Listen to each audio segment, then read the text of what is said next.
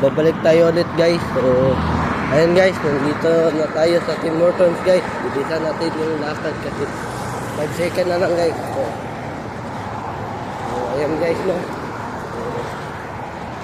Pasensya na guys no. Ayan guys no. Marating na ako guys.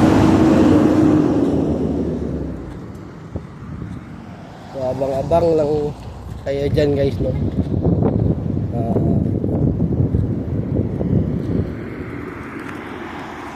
180 na ito na vlog guys no. So, ayan guys. So, cloudy ngayon guys no.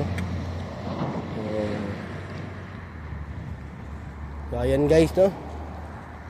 Mamaya pala guys, tournament natin mamaya. Analyze ako ng mga laro mamaya guys. Pag-uwi ko. Uwi muna ako guys. Saka ako pupunta ng Kingsway Mall guys no, para magkape guys. Ayan guys. So ayan guys no. Tim Hortons guys. So mamaya hindi ka na i-vlog.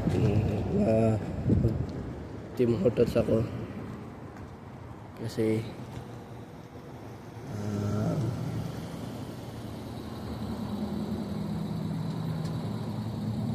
marami na akong may di na Tim Hortons. Ayan guys. Tamang tambay lang tayo dito guys. Ayan guys no. Malawag yung parking area dito guys no. Ayan guys, may handicap parking only dito guys. Dito lang guys no. So, ayan guys. So, ayan guys no. Ayan na guys. So, malikot yung camera ko. So, ayan guys. Sa hindi pa nakasubscribe sa aking YouTube channel, mag-subscribe na kayo. Aaron Caralde. Huwag kalimutang pinutin ang notification bell na all para updated kayo lagi sa aking mga vlog.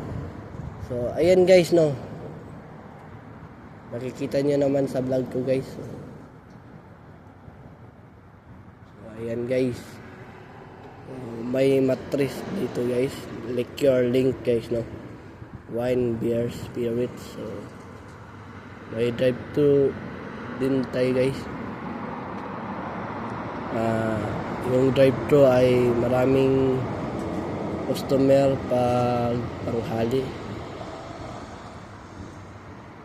Same lang din sa front guys no. So ngayon ang gagawin na naman natin ngayon ay magtatapon ng basura.